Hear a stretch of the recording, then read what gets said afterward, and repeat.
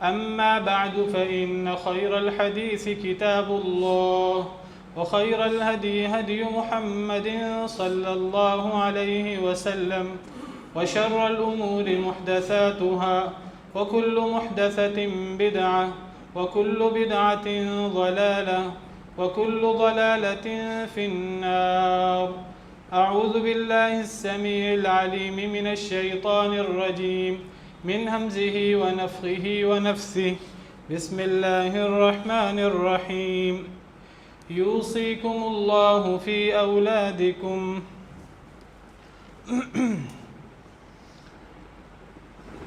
یوصیکم اللہ فی اولادکم، وصیت کرتے ہیں تمہیں اللہ تعالیٰ تمہاری اولاد کے بارے میں۔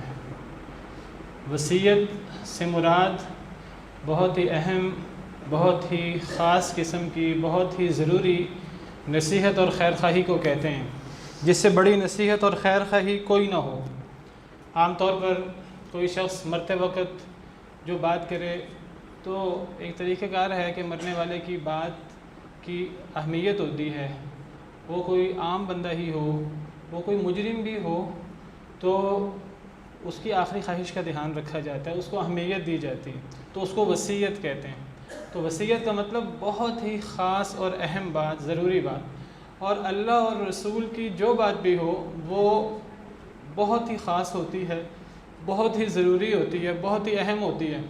تو اللہ اور رسول کے سارے احکامات وہ وصیت ہیں۔ تو اللہ تمہیں وصیت کرتے ہیں تمہاری اولاد کے بارے میں۔ اب یہاں سے اللہ تعالیٰ حصہ بیان کر رہے ہیں اولاد کا۔ تو اولاد کے بارے میں اللہ کی خاص نصیحت، اللہ کا خاص حکم کیا ہے؟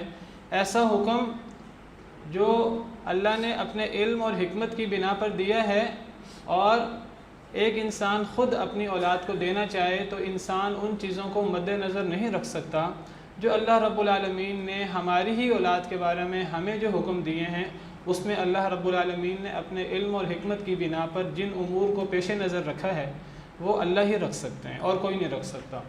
انسان ناقص ہے، انسان اپنے بارے میں فیصلہ کرتے ہوئے غلطی کر لیتا ہے، تو اولاد کے بارے میں فیصلہ کرتے ہوئے غلطی کرنا یہ بالاولیٰ انسان سے امکان ہے۔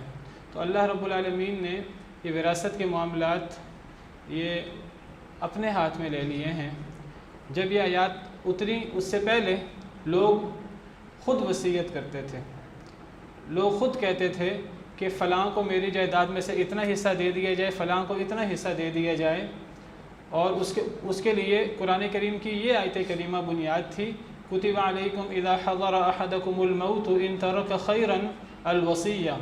تم میں سے اگر کوئی شخص اس کو موت آ لے، اگر وہ موت کے قریب ہو یعنی مرض الموت میں ہو، اور اس کے پاس اگر مال ہو تو اس کے لیے وصیت کرنا ضروری ہے۔ شروع میں یہ آیت کریمہ تھی سورہ بقرہ کی، للوالدین والاقربین، والدین کے لیے، قریبی رشتہ داروں کے لیے، بالمعروف، معروف طریقے سے۔ تو شروع میں لوگ خود وصیت کرتے تھے، اللہ کی طرف سے کوئی خاص احکامات نہیں تھے کہ فلاں کا اتنا حصہ ہے، فلاں کا اتنا حصہ ہے۔ لیکن آخری دور میں اللہ رب العالمین نے باقاعدہ وراثت کے تفصیلی احکامات اتار دیے، اور اللہ رب العالمین نے وصیت کا حق انسان سے لے کر اللہ نے خود احکامات جاری کر دیے۔ لیکن انسان کے پاس بھی اللہ نے ایک حد تک وصیت کا حکم رکھا ہے، وصیت کا فیصلہ رکھا ہے ایک حد تک۔ پہلے 100% فیصلہ انسان خود کرتا تھا، لیکن اب جو قیامت تک کے لیے ہمارے لیے احکامات جاری کر دیے گئے ہیں، اس کے مطابق 1/3 مال کے بارے میں انسان فیصلہ کر سکتا ہے۔ اس کی بھی کچھ شرائط ہیں، غیر شرعی نہ ہو، یہ تو سب سے بڑی شرط ہے، وہ ورثہ کے بارے میں نہ ہو، کیونکہ ورثہ کے بارے میں اللہ تعالیٰ اب طے کر چکے ہیں، اور تیسری چیز یہ ہے کہ وہ 1/3 مال سے زیادہ نہ ہو۔ تو 1/3 کی حد تک انسان خود اختیار رکھتا ہے، 1/3 سے بڑھ کر اللہ رب العالمین نے باقی ساری تقسیم خود کی ہے۔ تو اولاد کے بارے میں اللہ کا فیصلہ کیا ہے؟ للذکر مثل حظ الانثیین، یہ اصول کہ مذکر کے لیے، مرد کے لیے 2 عورتوں کے حصے کے برابر، یہ اصول اولاد کے بارے میں ہے، کیونکہ پیچھے اولاد کا ذکر ہے۔ یہ اصول ہر جگہ نہیں لگے گا، ہر جگہ وراثت میں مرد کا ڈبل، عورت کا سنگل نہیں ہے۔ یہ ایک مغالطہ ہے جو بعض لوگ سمجھتے ہیں بعض لوگ سمجھتے ہیں کہ ہر جگہ وراثت میں مرد کا ڈبل ہوگا، عورت کا سنگل ہوگا. نہیں، یہ وہاں ہوگا جہاں اللہ نے مرد کا ڈبل کیا ہے، عورت کا سنگل کیا ہے. تو یہ اولاد میں ہے، اور بھی بعض جگہوں پر ہے، اس کی تفصیل انشاءاللہ آگے آئے گی. تو یہ اصول اولاد کے بارے میں ہے. تو ہمارے ہاں عمومی طور پہ لوگ سمجھتے ہیں کہ وراثت میں ہر جگہ مردوں کا ڈبل ہوتا ہے. تو یہ بات عمومی طور پر صحیح نہیں ہے. تو بعض لوگ اعتراض کرتے ہیں کہ جی یہ بعض لوگ جو اسلام پر اعتراض کرنے والے ہیں، یہ اعتراض اصل میں غیر مسلموں کی طرف سے آیا، مسلمانوں کی طرف سے نہیں آیا. لیکن آج اللہ معاف کرے، مسلمانوں کو اپنے رسول سے زیادہ مسلمان مرعوب ہیں غیروں سے. وہ اللہ اور رسول پر اعتماد کرنے کی بجائے وہ غیروں کی باتیں، غیروں کے اعتراضات دہراتے ہیں. آج غیر تو غیر، مسلمان چھوڑ کر غیر مسلم تو اعتراض کرتے ہیں. اسلام میں وراثت میں اللہ نے مردوں کو ڈبل، عورتوں کو سنگل دیا ہے. اللہ معاف کرے، یہ اعتراض محمد، احمد اور حسن، حسین کہنے والے لوگ، اپنے آپ کو کہلانے والے لوگ بھی، جن کے نام اس طرح کے ہیں مسلمانوں والے، اللہ معاف کرے ان کے نام ہی مسلمانوں والے ہیں، وہ بھی اسلام پر اس قسم کے اعتراض کر رہے ہوتے ہیں کہ جی یہ مردوں کا معاشرہ ہے، اسلام مردوں کی بات کرتا ہے، کیونکہ تشریح مردوں نے کی ہے لہذا مردوں کا حصہ ڈبل ہے. تو یہ بات علی الاطلاق ہے ہی نہیں، یہ بات یاد رکھیے. علی الاطلاق وراثت میں مردوں کا ڈبل یعنی لوگوں نے صحیح سمجھا ہی نہیں. جہاں مردوں کا ڈبل ہے اس کی بھی اپنی حکمتیں ہیں. میں یہ نہیں کہتا کہ مردوں کا کہیں بھی ڈبل نہیں ہے وراثت میں بہت ساری جگہوں پر مردوں کا ڈبل ہے، لیکن ہر جگہ ایسے نہیں ہے. آپ کو ایسی مثالیں بھی ملیں گی، اسی کو ہم پڑھیں گے، انہی میں ہی آپ کو ملیں گی کہ اللہ تعالیٰ نے مرد و عورتوں کو برابر کیا ہے. تو علی الاطلاق یہ بات کہنا صحیح نہیں ہے. مثال کے طور پر اگر مرنے والے کی اولاد ہو، فوت ہونے والا شخص اگر اس کی اولاد ہو اور اس کے ماں باپ بھی ہوں، تو قرآن کریم صراحت سے کہتا ہے کہ وَلِأَبَوَيْهِ لِكُلِّ وَاحِدٍ مِّنْهُمَا السُّدُسُ مِمَّا تَرَكَ إِن كَانَ لَهُ وَلَدٌ، کہ اگر مرنے والے کی اولاد ہو تو اس کے ماں باپ دونوں کو ہر ایک کو چھٹا چھٹا حصہ ملے گا. یہ قرآن کا نص ہے اسی آیت میں. یہ جو آیت میں پڑھ رہا ہوں، یہ آیت کی ابتدا سے میں پڑھ رہا ہوں، اور یہ اسی آیت میں درمیان میں اللہ فرماتے ہیں اگر مرنے والے کی اولاد ہو اور مرنے والے کے دونوں ماں باپ موجود ہوں، ماں بھی ہو باپ بھی ہو، تو ماں کو بھی اور باپ کو بھی ہر ایک کو چھٹا حصہ ملے گا. اب یہ قرآن کا نص ہے کہ اگر مرنے والے کی اولاد ہو، مثلا بیٹا ہے مرنے والے کا، اور مرنے والے کا باپ ہے اور ماں ہے، اور کل جائیداد ہم فرض کر لیتے ہیں 6 لاکھ ہے، تو ماں کو چھٹا حصہ 1 لاکھ، باپ کو چھٹا حصہ 1 لاکھ، باقی 4 لاکھ بچے گا جو بیٹے کا ہے. اس میں اب ماں اور باپ دونوں کا حصہ برابر ہے، حالانکہ باپ مرد ہے، ماں عورت ہے. تو علی الاطلاق یہ بات کہنا کہ مرد کا زیادہ ہے عورت کا کم ہے، یہ بات علی الاطلاق کہنا صحیح نہیں ہے. یہ اس کی بعض صورتیں ہیں وراثت میں. اسی طرح اگر مرنے والے کے ماں شریک بہن بھائی ہوں، ماں شریک بہن بھائی یعنی جو ماں کی طرف سے بہن بھائی بنتے ہیں، باپ کی طرف سے نہ ہو، تو بھائی ہو یا بہن اس کا حصہ برابر ہے وراثت میں، اور اس کی نص موجود ہے قرآن میں، وہ بھی انشاءاللہ ہم پڑھیں گے، اس سے اگلی آیت میں وہ موجود ہے. تو ماں شریک بہن بھائیوں کا حصہ برابر ہے. بلکہ میں آپ کو ایسی مثالیں بھی پیش کر سکتا ہوں قرآن کریم سے، احادیث مبارکہ سے، کہ کئی ایسی مثالیں ہیں وراثت میں، کئی ایسے مسئلے ہیں جس میں عورتوں کا زیادہ ہو جاتا ہے اور مردوں کا کم ہوتا ہے، یا مردوں کا ہوتا ہی نہیں، عورتوں کا ہوتا ہے. مثال کے طور پر ایک ایسا مسئلہ جس میں پوری امت کا اجماع ہے، کوئی اختلاف بھی نہیں ہے. اگر کوئی آدمی فوت ہو جائے، اس کے ورثاء میں نانا اور نانی موجود ہیں، نانا اور نانی ایک لیول کے ہیں، مرنے والے سے ان کا ایک جیسا رشتہ ہے، وہ نواسہ ہے مرنے والا، اس مرد کا وہ نانا ہے، اس عورت کا وہ نانی ہے اس کی.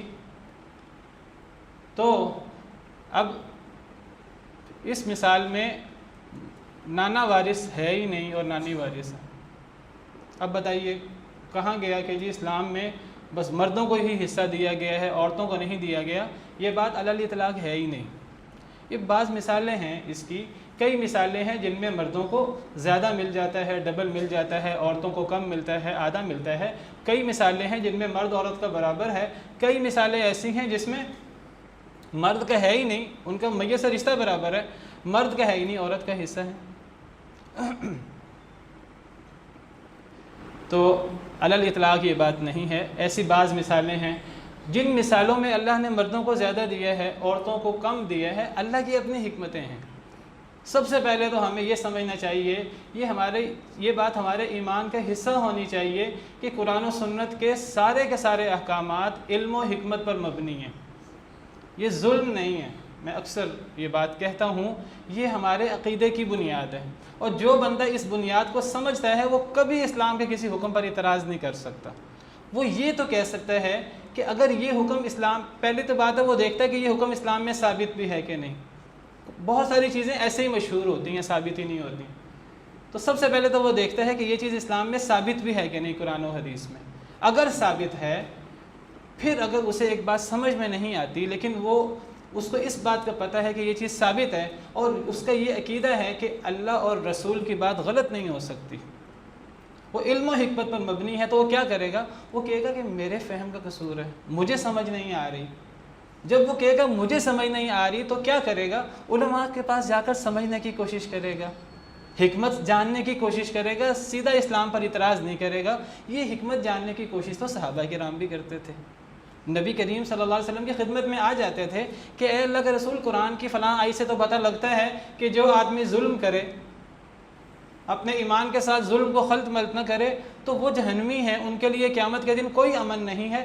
اے اللہ کے رسول، ہمیں سمجھ نہیں آ رہی اس آیت کریمہ کی، صحیح بخاری وغیرہ کی صحیح حدیث ہے، قرآن کی ایک آیت ہے، الذین آمنوا ولم یلبسوا ایمانہم بظلم اولئک لہم الامن وہم مہتدون، جو لوگ ایمان لائے اور ایمان کے اندر ظلم کو خلط ملط نہیں کیا تو ان کے لیے قیامت کے دن امن ہے، جنت ہے، اور یہ لوگ ہدایت یافتہ ہیں۔ تو صحابہ کرام غور کرتے تھے قرآن کریم کی ہر آیت میں، اپنے آپ کو اس کے مطابق ڈھالنے کی کوشش کرتے تھے۔ جب انہوں نے غور کیا، کہنے لگے کہ اے اللہ کے رسول، کون ہے کہ جو ظلم نہیں کرتا؟ ظلم سے کیا مراد ہے؟ کسی قسم کی غلطی۔ ایمان کے ساتھ ہر شخص سے ظلم ہوتا ہے، تو گویا کہ کوئی بھی ہدایت یافتہ نہیں ہے، گویا کہ کوئی بھی جنت میں نہیں جا سکتا۔ اے اللہ کے رسول، ہمیں اس آیت پر یقین تو ہے کہ اللہ کی طرف سے ہے، سمجھا دیجئے اس آیت کا معنی کیا ہے۔ نبی صلی اللہ علیہ وسلم نے بتا دیا کہ یہاں ظلم سے مراد شرک ہے۔ تم نے سورہ لقمان کی فلاں آیت نہیں پڑھی، ان الشرک لظلم عظیم، کہ شرک ظلم عظیم ہے، یہاں ظلم سے مراد عام ظلم نہیں ہے، مسئلہ حل ہو گیا۔ یعنی میرے کہنے کا مقصد یہ ہے کہ آپ کی اپروچ کیا ہے۔ اگر تو آپ کتاب و سنت کے احکامات کو اللہ رسول کے احکامات سمجھتے ہیں، ثابت شدہ احکامات، اور آپ کا یہ عقیدہ ہے کہ اللہ اور رسول کی بات غلط نہیں ہو سکتی، بے انصافی پر مبنی نہیں ہو سکتی، اگر آپ کو ایک بات کی سمجھ نہیں آئے گی تو کیا کریں گے آپ علماء سے سمجھنے کی کوشش کریں گے۔ نہ سمجھ آئے بالفرض آپ کہتے ہیں کہ میری عقل کا قصور ہے، میرے فہم کا قصور ہے، مجھے سمجھ نہیں آ رہی۔ میں مانتا ہوں اللہ اور رسول کے ان احکامات کو، سمجھ نہیں آتی پھر بھی مانتا ہوں، لیکن اگر آپ کی اپروچ یہ ہے کہ یہ تو ظلم ہو گیا، یہ تو زیادتی ہو گئی، پھر آپ کو نہ کسی سے پوچھنے کی ضرورت ہے، اور اللہ معاف کرے عقیدے کا بھی بیڑا غرق، ایمان کا بھی بیڑا غرق۔ تو یہ ایک بنیاد ایک مسلمان کی اس آیت کے آخر میں ہے، ان اللہ کان علیما حکیما، اللہ تعالیٰ علم والے ہیں، حکمت والے ہیں۔ تو اللہ کا اور نبی صلی اللہ علیہ وسلم کی جو ساری احادیث ہیں، صحیح احادیث، وہ بھی اللہ کی طرف سے ہیں۔ تو اللہ رسول کا ہر فیصلہ علم اور حکمت پر مبنی ہوتا ہے۔ تو جن بعض مثالوں میں، جن بعض مسئلوں میں مردوں کو زیادہ دیا گیا ہے، عورتوں کو کم دیا گیا ہے، پہلے تو یہ سمجھیے کہ یہ اللہ رسول کا حکم ہے، اللہ کا حکم ہے، اور اللہ کا فیصلہ ظلم پر مبنی نہیں ہوتا، یہ عین انصاف ہے، عین عدل ہے۔ پہلے تو اس بات کو آپ عقیدہ بنائیے اپنا، ان اللہ لا یظلم مثقال ذرہ، اللہ ذرہ برابر بے انصافی اور ظلم نہیں کرتے۔ ان اللہ یأمر بالعدل، اللہ عدل کا حکم دیتے ہیں، جو عدل کا حکم دے وہ خود بے انصافی کرے گا، خود ظلم کرے گا، کبھی نہیں کر سکتا۔ تو اللہ عدل ہے، ہمارا یہ ایمان کا حصہ ہے۔ اب اگلی بات کو سمجھیے کہ مرد کے اوپر، ایک اسلامی معاشرے میں مرد کے اوپر ذمہ داری زیادہ ہوتی ہے، مرد نے خرچ کرنا ہوتا ہے۔ اللہ نے اسلامی معاشرے میں عورت پر ذمہ داری رکھی نہیں ہے، معاش کی ذمہ داری مرد کی ہے۔ تو اگر وراثت کے کئی مسئلوں میں مردوں کو زیادہ مل جاتا ہے تو اس میں کوئی حیرت کی بات نہیں ہے، بلکہ یہ تو عورتوں کے ساتھ اتنا بڑا احسان ہے۔ آپ اس دور کو دیکھیے جس دور میں عورتوں کو ملتا ہی نہیں تھا۔ آج بھی آپ دیکھیں، اللہ معاف کرے، مسلمان کہلانے والے اپنی بیٹیوں کو، بہنوں کو حصہ نہیں دیتے۔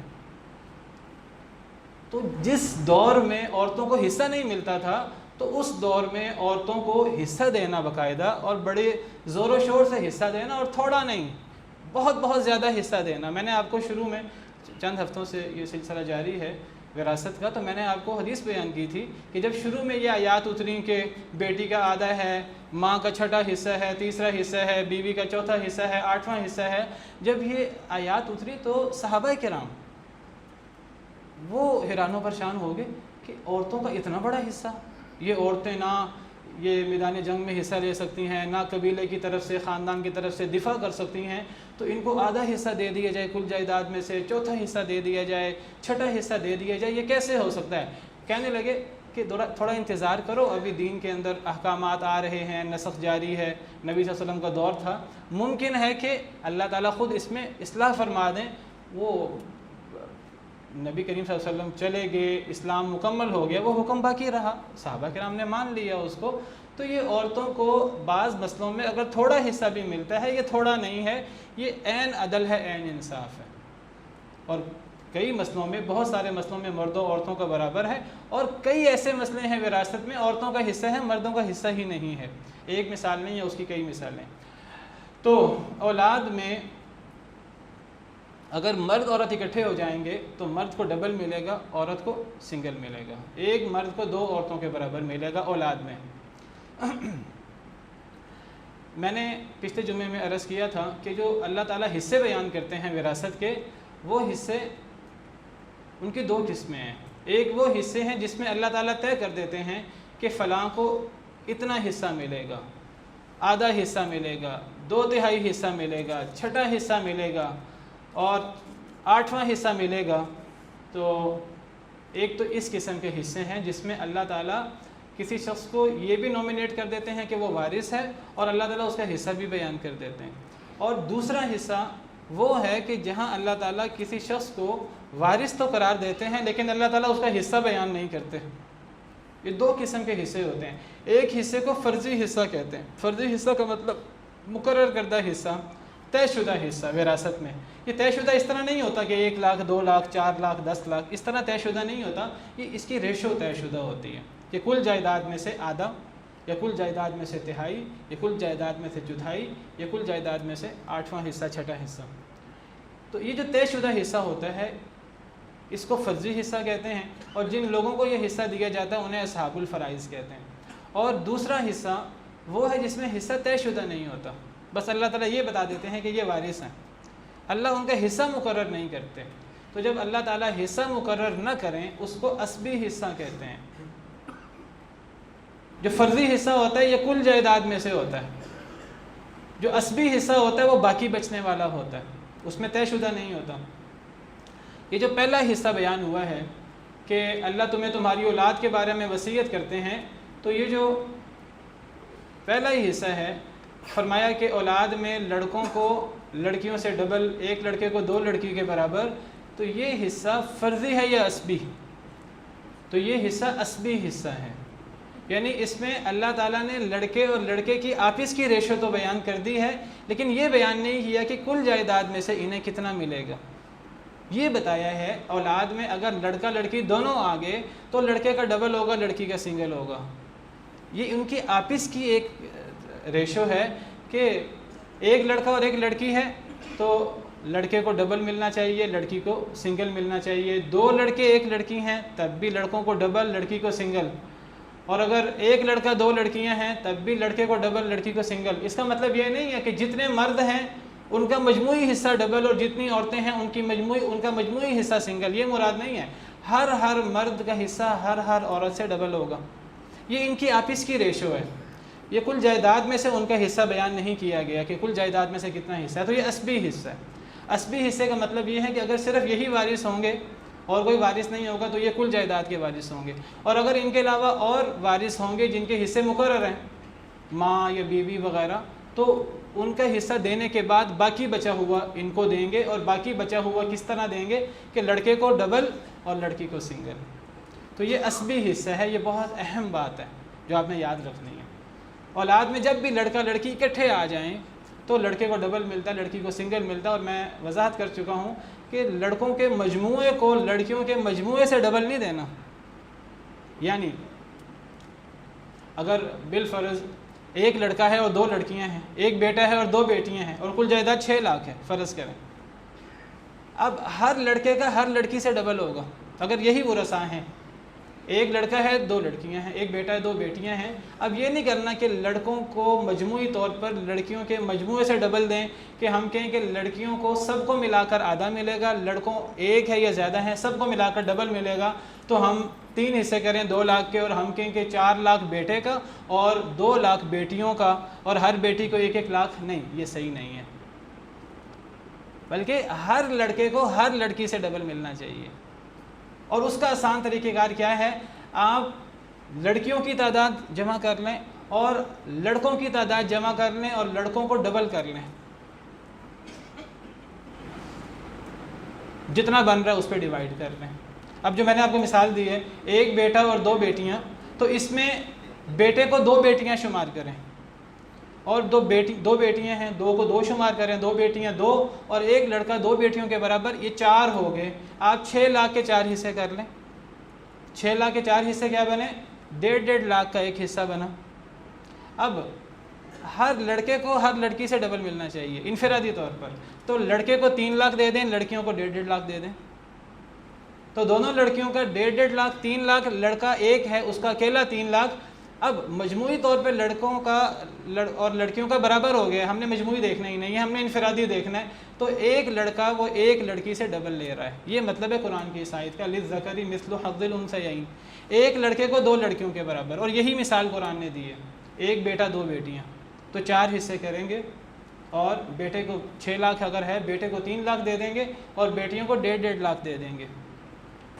اچھا، اگر ایک بیٹا ایک بیٹی ہو کسی کا، تو میں نے آپ کو بتایا اس کا آسان طریقہ کار یہ ہے کہ بیٹے کو 2 بیٹیاں شمار کر لیں، آسان ہو جائے گا. تو ایک بیٹا اور ایک بیٹی ہے، آپ سمجھے 3 لوگ ہیں، حالانکہ 2 لوگ ہیں، آپ بیٹے کو 2 شمار کریں، سمجھے 3 لوگ ہیں. تو اگر کل جائیداد 6 لاکھ ہے، یہی ورثاء ہیں اور کوئی وارث نہیں ہے، تو آپ 6 لاکھ کے 3 حصے کر لیں، 2 لاکھ ایک حصہ. تو بیٹی کو 2 لاکھ دے دیں اور بیٹے کو 2 لڑکیوں کا حصہ دے دیں. 2 + 2 4 لاکھ، بیٹے کا 4 ہو گیا، بیٹی کا 2 ہو گیا. قرآن کے اس حکم پر عمل ہو گیا. اور اگر بالفرض 2 لڑکے اور 1 لڑکی ہے، ایک آدمی فوت ہوا، اس کے ورثاء میں 2 بیٹے اور 1 بیٹی ہے، تو قرآن کے اس حکم پر کیسے عمل ہوگا؟ للذکر مثل حظ الانثیین، مرد کو 2 لڑکیوں کے برابر، آپ 2 لڑکوں کو 4 شمار کریں اور 1 لڑکی کو 1 شمار کریں. کتنے ہو گئے؟ 5. اور اگر کل جائیداد 6 لاکھ ہے، میں 6 لاکھ کی مثال اکثر پیش کرتا ہوں کیونکہ اس سے آسانی سے ڈیوائیڈ ہو جاتا ہے، ورنہ کل جائیداد کچھ بھی ہو سکتی ہے. اگر 6 لاکھ کے 5 حصے کریں تو ایک حصہ 1,20,000 بنتا ہے. تو آپ ایک لڑکی کو 1,20,000 دیں اور ہر لڑکے کو 2 لڑکیوں کے برابر 1,20,000 کا ڈبل 2,40,000. تو ہر لڑکے کو 2,40,000 دیں. 2 لڑکے ہیں تو دونوں لڑکوں کو 2,40,000 2,40,000 4,80,000 ہو گئے، اور لڑکی کے 1,20,000. تو ہر لڑکے کو ہر لڑکی سے ڈبل مل گیا. اسی طرح 2 لڑکے 2 لڑکیاں ہوں تو 6 حصے کریں گے. تو اسی طرح آپ آگے ڈیوائیڈ کرتے رہیں. تو للذکر مثل حظ الانثیین، لڑکے کو 2 لڑکیوں کے برابر. یہ تب ہے جب لڑکا لڑکی اکٹھے ہوں. اگر لڑکا لڑکی اکٹھے نہیں ہیں، فَإِن كُنَّ نِسَاءً فَوْقَ اثْنَتَيْنِ فَلَهُنَّ ثُلُثَا مَا تَرَكَ، بس اگر وہ ہوں عورتیں ہی عورتیں ہوں، یعنی کون؟ اولاد کی بات ہو رہی ہے، اس کو عمومی نہیں رکھنا کیونکہ شروع میں ہے یوصیکم اللہ فی اولادکم، اولاد کی بات ہو رہی ہے. اگر وہ ہوں عورتیں، یعنی اگر اولاد میں عورتیں ہی ہیں، مرد کوئی نہیں ہے، 1 ہے 2 ہیں، فوق اثنتین، 2 سے زیادہ، 2 سے زیادہ جتنی بھی ہیں، 3 ہیں 4 ہیں 5 ہیں 10 ہیں، جتنی بھی ہیں، فلہن ثلثا ما ترک، تو ان کو کل ترکے کا 2/3 ملے گا. اگر عورتیں ہوں تو انہیں کل ترکے کا 2/3. 2/3 کیا ہوتا ہے؟ ثلثا 2/3. 2/3 ہوتا ہے کہ 3 حصے کر کے 2 حصے دے دیے جائیں. کل جائیداد کے کل ترکے کے 3 حصے کر کے 2 حصے دے دیے جائیں. اگر 6 لاکھ ہے تو اس کے 3 حصے 2 لاکھ کے بنتے ہیں، تو 2 حصے 4 لاکھ بنیں گے. 3 بیٹیاں ہیں، 4 ہیں، 6 ہیں، 10 ہیں، تو وہ کل جائیداد کے 2/3 میں شریک ہو جائیں گی. یہ فرضی حصہ ہے، یہ عصبی حصہ نہیں ہے. یہاں اللہ تعالیٰ نے وارث بھی بنایا ہے بیٹیوں کو، اگر اکیلی ہوں، بیٹیاں ہی ہوں، بیٹا نہ ہو، اور اللہ نے ان کا حصہ بھی کل جائیداد سے ریشو مقرر کر دی ہے. یہ فرضی حصہ ہے. اگر لڑکا لڑکی اکٹھے ہوں وہ فرضی حصہ نہیں ہے, وہ اسبی حصہ ہے. وہاں ریشو مقرر نہیں ہوئی کل جائیداد سے کتنا ملنا ہے. اور میں بتا چکا ہوں کہ جو اسبی حصہ ہوتا ہے وہ اگر اکیلے ہوں تو سارا ان کا ہوتا ہے, اگر دیگر فرضی ورثاء ہوں تو پہلے فرضی ورثاء کو دیتے ہیں, باقی بچا ہوا انہیں دیتے ہیں. جو فرضی حصہ ہے یہ ہمیشہ کل جائیداد سے ملتا ہے, یہ کل جائیداد میں سے ہوتا ہے. تو اگر بیٹیاں ہوں 2 سے زیادہ تو ان کا 2/3 ہے. 6 لاکھ ہو تو 2/3 4 لاکھ بنے گا. 9 لاکھ ہو کل جائیداد تو 2/3 6 لاکھ بنے گا. 12 لاکھ ہو تو 2/3 8 لاکھ بنے گا, جس کو آپ 66% کہتے ہیں. 66% یا 67% کے قریب, 66.66%, 2/3 یعنی کل جائیداد کے 3 حصے کر کے 2 حصے بیٹیوں کو دے دیں. قرآن کہتا ہے اگر وہ 2 سے زیادہ ہوں, اور ویسے اگر وہ 2 ہوں تو حکم ان کا بھی یہی ہے. اس کی دلیل احادیث مبارکہ ہیں. صحیح حدیث ہے, نبی کریم صلی اللہ علیہ وسلم کے سامنے میں پہلے بیان کر چکا ہوں کہ ایک آپ کے صحابی جنگ احد میں شہید ہو گئے, سعد بن ربیع. تو جاہلیت کے دور کے مطابق ان کا بھائی, اس نے ان کی ساری جائیداد پہ قبضہ کر لیا کہ جی مرد ہی وارث ہوتے ہیں. ان صحابی کی 2 بیٹیاں تھیں اور ایک بیوی تھی, بیوہ تھی اور 2 بیٹیاں تھیں اور ایک بھائی تھا. بھائی نے سارے مال پہ قبضہ کر لیا جاہلیت کے طریقے کے مطابق. تو وہ بیوہ نبی کریم صلی اللہ علیہ وسلم کی خدمت میں آ گئی بیٹیوں کو لے کر کہ اے اللہ کے رسول ہمارے لیے کیا ہے, ہمارا شوہر ہمارا باپ تو فوت ہو گیا ہے, شہید ہو گیا جنگ احد میں آپ کے ساتھ, تو اس بھائی نے سارا مال لے لیا ہے, ہم کیا کریں؟ ان کی تربیت کرنی ہے, ان کی شادی کرنی ہے بچیوں کی, کیا کریں؟ تو نبی صلی اللہ علیہ وسلم نے بھائی کو بلایا اور فرمایا کہ ان 2 بیٹیوں کو کل جائیداد کا 2/3 دے دو, اور فرمایا کہ جو بیوہ ہے اسے کل جائیداد کا 8واں حصہ دے دو, اور جو باقی بچ جائے وہ تم لے لو. تو اس سے پتہ لگا, قرآن کہتا ہے 2 سے زیادہ بیٹیاں ہوں, جتنی بھی ہوں, ان کا 2/3 ہے. نبی صلی اللہ علیہ وسلم کی اس حدیث مبارکہ سے پتہ لگا کہ 2 بیٹیوں کا بھی یہی حکم ہے, ان کو 2/3 ملے گا کل جائیداد کا. فرمایا وَإِن كَانَتْ وَاحِدَةً فَلَهَا النِّصْفُ, اور اگر وہ ایک ہو, واحدتاً یہ مؤنث کا صیغہ ہے, اگر وہ ایک ہو یعنی اولاد میں ایک بیٹی ہے, فَلَهَا النِّصْفُ, تو اس کے لیے نصف حصہ ہے, کل جائیداد کا آدھا حصہ. یہ بھی فرضی حصہ ہے. یہاں کل جائیداد میں سے ریشو مقرر کر دی گئی, کل جائیداد میں سے 50% بیٹی کا ہے اگر اکیلی ہو تو. یہ فرضی حصہ ہے, بیٹی کو وارث بھی بنایا ہے اور حصہ بھی مقرر کر دیا ہے آدھا. تو قرآن کے مطابق ایک بیٹی ہو تو آدھا, 2 سے زیادہ ہوں تو 2/3, اور حدیث مبارکہ سے پتہ لگا 2 ہوں تب بھی 2/3. تو ایک ہو تو آدھا فرضی حصہ, بیٹیاں ہوں اور 2 یا 2 سے زیادہ ہوں تو 2/3, یہ بھی فرضی حصہ ہے. اور اگر بیٹے بیٹیاں مشترکہ طور پر ہوں تو پھر فرضی حصہ نہیں ہوگا, اسبی حصہ ہوگا, اور ہر لڑکے کو ہر لڑکی سے ڈبل ملے گا. قرآن کریم میں یہاں تک بیٹے بیٹیوں کا حصہ مکمل ہو گیا. اس کے بعد آگے ماں باپ کا حصہ ہے جو انشاءاللہ میں اگلے خطبے میں بیان کروں گا بشرط زندگی. تو صرف بیٹوں کا حصہ بیان نہیں کیا, صرف بیٹوں کا حصہ بیان نہیں کیا. اگر ایک بیٹا ہو یا زیادہ بیٹے ہوں تو احادیث مبارکہ سے دیگر نصوص سے پتہ لگتا ہے کہ ایک بیٹا ہو یا زیادہ بیٹے ہوں تو وہ اسبہ ہوتے ہیں. اور اسبہ کے بارے میں آپ کو بتا چکا ہوں, صحیح بخاری کی حدیث ہے, الحق الفرائض بأہلها فما بقی فلأولی رجل ذکر. اسبہ کے بارے میں اصول یہ ہے کہ پہلے فرضی رشتہ داروں کو ان کے حصے دے دیتے ہیں, جو بچ جائے وہ سب سے قریبی مرد کا ہوتا ہے, وہ اسبہ کا ہوتا ہے. تو بیٹا ایک ہو یا زیادہ ہوں تو وہ اسبہ ہوتے ہیں, بیٹے بیٹیاں مشترکہ طور پر ہوں تو وہ بھی اسبہ ہوتے ہیں. لیکن اب ان کو برابر نہیں ملنا. بیٹا ایک ہو وہ اسبہ ہے, زیادہ بیٹے ہوں تو وہ برابر لیتے ہیں, 3 بیٹے ہوں, 4 بیٹے ہوں, 5 بیٹے ہوں, وہ برابر کے اسبہ ہیں. بیٹا بیٹی اکٹھے آ جائیں ہیں یہ بھی اسبہ, لیکن ان کو برابر نہیں ملنا. بیٹوں کو ڈبل ملنا ہے, بیٹیوں کو سنگل ملنا ہے. اور اگر بیٹا ہو ہی نہ, ایک بیٹی ہو تو فرضی حصہ ہے آدھا مال کل جائیداد کا, کل ترکے کا. اور ترکے سے مراد میں بتا چکا ہوں وضاحت سے کہ فوت ہونے کے بعد کسی شخص کا چھوڑا ہوا مال اس کو ترکہ کہتے ہیں, زندگی میں نہیں. فوت ہونے کے بعد جو مال ہے اس میں سے آدھا اگر ایک بیٹی ہے تو فرضی حصہ ہے, اور اگر 2 یا 2 سے زیادہ بیٹیاں ہیں تو ان کو کل جائیداد کا 2/3 ملے گا. تو آج اسی پر بس کرتے ہیں. اللہ تعالی ہمیں قرآن و سنت کو سمجھنے کی, اس پر عمل کرنے کی توفیق عطا فرمائے. وآخر دعوانا الحمدللہ رب العالمین. پوتیوں کا جو حصہ ہے, پوتیوں نواسیوں کا, وہ بھی بیٹیوں میں آتا ہے. انشاءاللہ ٹائم ملا تو اگلے جمعے میں اس کو پہلے بیان کروں گا, پھر ماں باپ کا حصہ بیان کروں گا.